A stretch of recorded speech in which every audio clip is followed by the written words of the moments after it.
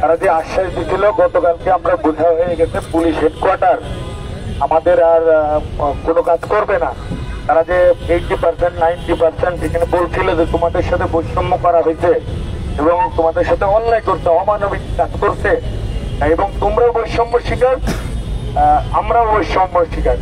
কিন্তু আমাদের সিনিয়ররা যে বৈষম্য, অবশ্যই তারা বৈষম্য শিকার ছিল বিগত দিনে, তাদের বৈষম্যর হয়তো দূর হয়েছে আপনারা জানেন। কিন্তু আমরা যারা এই যে ইন্সপেক্টর থেকে কনস্টেবল, সিভিল স্টাফ যাদেরকে আসলে অন্যায়ভাবে চাকরিচ্যুত করা হয়েছে, আমাদের একটা বিষয় ছিল যে এটা একটা নিরপেক্ষ সরকার, এখানে মানবিক দিক বিবেচনা করেও এবং বিষয়গুলো রিভিউ করতে চাইছিল। এগুলো এখন গতকালকে আমরা বুঝতে পারছি এবং আমরা পুলিশ হেডকোয়ার্টারের কাছে আসলে রেজাল্টের অপেক্ষায় যাচ্ছিলাম। আজকে একটা মিটিং চলতেছে, তো আমরা বুঝতে পারলাম খাদ্যের কথা শুনে যে ওনারা আগে এখন বলতেছে আমরা আইনের বাইরে যাব না। তো আইন দিয়ে বিবেচনা করলে তো তারাই এখানে যারা পুলিশ হেডকোয়ার্টারে আছে তারাই তো এই আইন তো মানে বিগত সরকারের সময় বেনলি স্যার বা মামুন স্যার যারা ছিল, এখন যারা বিগত সরকারের দোসর, তারাই কিন্তু এই আইন তৈরি করছে।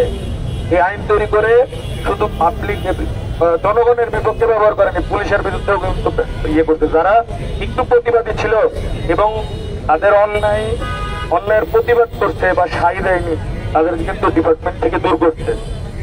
তো আমরা গতকালকে রেজাল্ট জানার পরে আমরা কর্মসূচি দিয়েছিলাম যে আমরা আর কোনো মানে স্লোগান নাই, আর কোনো আমরা সুশৃঙ্খল আন্দোলন যেহেতু করেছিলাম, আমরা নীরব ভূমিকা পালন করে প্রতিবাদ করব, মানে প্রতিবাদ জানাবো আমাদের এই নিরপেক্ষ সরকারের কাছে। বললাম যে আমরা আজকে সেই কারণে এখানে আসছিলাম। আসার পরে আমরা স্বরাষ্ট্র উপদেষ্টা স্যার, আমরা ক্রিয়া উপদেষ্টা আসিফ স্যার, আইন উপদেষ্টা আসিফ নজরুল স্যারের সাথে দেখা করতে চাইছিলাম, কিন্তু আজকে যেহেতু যমুনাতে সম্ভবত প্রোগ্রাম, তারা কেউ সচিবালয়ে নাই। পরবর্তীতে আমরা সিনিয়র সচিব নাসিমুল গনি স্যারের সাথে দেখা করার কথা বললো, দায়িত্ব লেগে আমরা ঠিক 1 মিনিট কথা বলতে পারছি এবং আমরা বলতে স্যার আমরা বিগত সরকারের সময় বৈষম্য শিকার এবং আমাদের চাকরিচ্যুত করা হয়েছে। উনি বলছে যে আওয়ামী লীগ সরকার কি সব খারাপ কাজ করছে। তারপরে আমরা যখন একটা ক্যাটাগরির কথা বললাম যে আমাদের এরকম একটা কথা বলতেই খুবই রাগান্বিত হয়ে আমাদের বলছে যে এই বেটা তুই কি আমাকে আইন শিখাস। এটার প্রমাণ আমাদের কাছে আছে, যদি মিডিয়ার ভাইয়েরা চান প্রমাণ দিতে পারবো। উনি এরকম খারাপ আচরণ করতে পারে না। উনি নিজেও আমরা শুনছি যে আমি বিরুদ্ধে কথা বলতেছি না, আমরা আসলে প্রতিবাদী ছিলাম, অন্যায়ের প্রতিবাদী। আমরা ওনাদের এতগুলো পরিবার 2200 পরিবারের যদি 4 জন সদস্য করে ধরেন কতগুলো সদস্য, তাদের যে হাহাকার, তাদের মনের কথা বলতে আমরা এই 5 জন সদস্যকে দিলাম, তাহলে কি 1 মিনিটে বলে দুর্ব্যবহার করতে পারে? তারপরে আমার মনে ব্যবহার করছে, খারাপ ব্যবহার করছে। এখন ঘটনা হচ্ছে আমরা এগুলাদের কাছে আমরা বিচার পাবো না। আমরা যারা এই নিরপেক্ষ সরকারে আছে, যেমন উপদেষ্টা স্যাররা আছে, আমরা তাদের সাথে ছাড়া আর কোনো কথা বলবো না। আমাদের ডিসি স্যার আছে এখানে এবং যারা আছে তাদের কাছে একটা আহ্বান স্যার থাকবে যে স্যাররা যেন আমাদের একটু উপদেষ্টা স্যারের দৃষ্টি আকর্ষণ করে, ওইখানে যারা দায়িত্ব আছে, আগামী রবিবার, ঠিক আছে, আগামী রবিবারে আমরা একটা আচ্ছা আমাদের কর্মসূচি ঘোষণা করবে আমাদের মুখপাত্র আছে বা আমাদের প্রধান সমন্বয়ক আছে।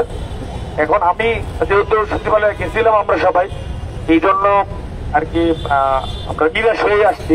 তবে ইনশাল্লাহ সফল হবো হয়তো, বা আমরা এই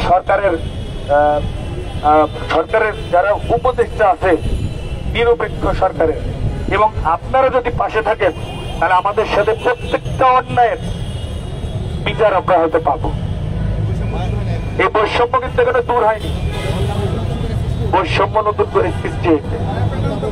আমার নাম ছাত্র, আমাদের কর্মসূচি গ্রহণ করবো, ঠিক আছে, আমরা একটু ঘোষণা করছি।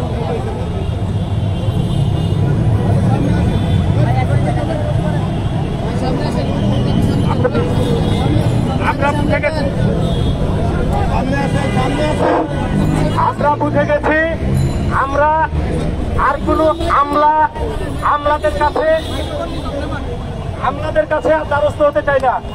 আমরা বুঝে গেছি, হারিয়ে গেছে বিশ্বাস, আর নয় মিথ্যা আশ্বাস। আমরা যদি আমাদের রেজাল্ট নিতে হয়, আমরা বর্তমানে বৈষম্য বিরোধী সরকার আছে, আমরা সরকার প্রধানের কাছ থেকে আমাদের দাবির বিষয়ে আমরা জানবো। এবং যেহেতু আমাদের এখানকার ডিসি স্যার আজকে কালকেও ছিল, আমরা কোথাও প্রোগ্রাম কোথাও প্রত্যেক জায়গাতে বাধা সৃষ্টি হচ্ছে, কিন্তু স্যার আমাদেরকে সাহায্য করতেছেন এবং ডিসি স্যার কথা দিচ্ছেন আমাদেরকে আগামী রবিবারে স্বরাষ্ট্র উপদেষ্টার সাথে দেখা করাবেন। আমরা আমাদের ভিকটিম পুলিশ পরিবারের উদ্দেশ্যে বলতে চাই, আপনারা এই যে মিথ্যা আশ্বাসে আমাদের 2 জন পুলিশ সদস্য ভিকটিম সদস্য মারা গেছে বিশ্বাস করে, কালকে বাদ প্রত্যেক মসজিদে আপনারা যেখানে অবস্থান করবেন তাদের রুহের বাচ্চাদের জন্য দোয়া কামনা করবেন। এই গতকালকে বন্ধের দিনের কর্মসূচি ঘোষণা করলাম এইটা। এবং রবিবারের দিন আপনারা কেউ ঢাকা ত্যাগ করবেন না, ঢাকাতেই থাকবেন, আশেপাশেই থাকবেন। রবিবারের দিন আমরা স্বরাষ্ট্র উপদেষ্টা স্যারের কাছ থেকে, আইন উপদেষ্টার কাছ থেকে আমরা আমাদের এই যে চাকরিপূর্ণ বহলের আমাদের বৈধ দাবি আমরা যুক্তি তর্কে আইনগতভাবে আমরা প্রমাণ করেছিলাম। বিধায় আমাদের এই দাবি নিয়ে আবেদন দিতে বলেছিল হেডকোয়ার্টার, কিন্তু আমরা বুঝতে পারি নাই মিথ্যা আশ্বাসে আমাদেরকে জীবিত লাশ পাঠিয়ে রেখেছে। আমি বিশেষ করে এইখানে কর্মরত ডিসি স্যার আছেন, দায়িত্বরত স্যারের দৃষ্টি আকর্ষণ করবো। মাসুদ স্যার, আপনি দেখছেন কালকে থেকে আমাদের সাথে আছেন, প্লিজ স্যার আমাদেরকে অন্তত পক্ষে রবিবারে বাধা দিয়েন না। আমরা কথা দিচ্ছি, আমরা সুশৃঙ্খল ছিলাম, সুশৃঙ্খল থাকবো এবং আমাদের দাবির বিষয়ে সরকার প্রধানকে জানাবো।